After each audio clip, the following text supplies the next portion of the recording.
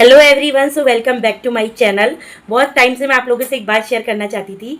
जैसे कि being a पहाड़ी, मैं अभी मुंबई में रह रही हूँ और बॉर्न और ब्रॉटअप मेरा उत्तराखंड में ही हुआ है। सो मैं अपनी भाषा को उतना इम्पोर्टेंट नहीं देती थी पहले। जैसे ही मैं हल्द्वानी में पढ़ी लिखी हूँ और मेरी शादी भी हल्द्वानी से ही हुई है, तो मैं ऐसे ही हिंदी में बात करती थी, समझती सब थी पर भाषा नहीं बोलती थी। जब मेरी शादी करके मैं मुंबई में आई तो मुझे इम्पोर्टेंस पता चली अपने कल्चर की, अपनी लैंग्वेज की। यहाँ पे अगर हम कितने भी बड़े हॉस्पिटल में चले जाएं तो डॉक्टर से लेके नर्स से लेके जूनियर स्टाफ तक सभी लोग अपने महाराष्ट्रन भाषा में बात करते हैं।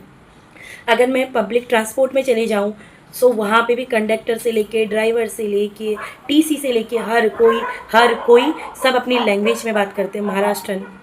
और हम जहाँ जहाँ जाते हैं वहाँ पे सब लोग अपने कल्चर से रिप्रेजेंट करते हैं हमको, चाहे वो अपना उनका त्यौहार हो या कुछ भी हो। तो यहाँ के स्पेशली मुझे पता चला कि हम लोग अपनी भाषा को पता नहीं क्यों इतना इंपॉर्टेंट नहीं देते, बीइंग अ पहाड़ी स्पेशली। जब मैं यहाँ पे पहाड़ी लोगों से मिली तो मैंने भी ये स्टार्ट किया कि मैंने सोचा मैं धीरे धीरे, चाहे टूटी फूटी कुछ भी हो, अपनी लैंग्वेज में बात करती हूँ। तो मैंने धीरे धीरे अपनी लैंग्वेज सीखी। अब मुझे बहुत ही ज़्यादा आसानी होती है 10 लोगों के बीच में अपने लोगों से स्पेशली बात करने में।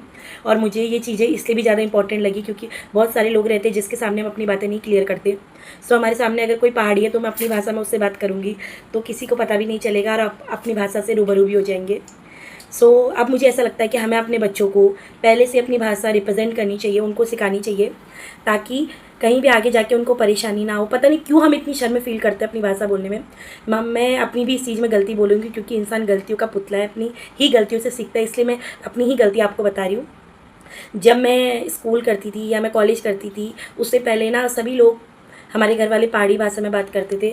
बट उस टाइम पे ना पर्सनली अगर मैं किसी से मिलती थी वो पहाड़ी में बात करता था, हमारी एज का लोग, तो मैं सोचती थी हाई इसको हिंदी नहीं आती क्या, ये पढ़ा लिखा नहीं है क्या, ये है क्या, हमारी मेंटेलिटी है वो। बट अब मुझे पता चलता है कि पढ़ा लिखा होना अपनी भाषा बोलने से उसका कोई मतलब नहीं है। पढ़ा लिखा होना अगर इम्पोर्टेंट है तो वो है हमारे ज्ञान से, हमारे व्यवहार से पढ़ा लिखा होना इम्पोर्टेंस माना जाता है, ना कि बोलने से।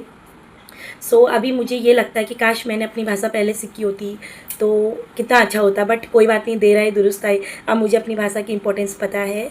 आप लोगों से मैं भी यही कहूँगी कि अपने बच्चों को जितना भी हो के अपनी भाषा से रिप्रेजेंट कराओ, अपनी भाषा उन लोगों के सामने प्रेजेंट करो, अपने त्यौहार प्रेजेंट करो, उनको सिखाओ कि बेटा ये हमारी पहाड़ी में होता है, ये हमारी पहाड़ी में होता है। हमारे पहाड़ी लोकगीत उनको सुनाओ ताकि उनको धीरे धीरे हमारे कल्चर से प्रेम उसी तरीके से होगा।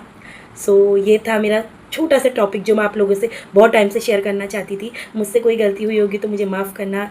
Thanks for watching. जय देवभूमि, जय उत्तराखंड, बाय बाय।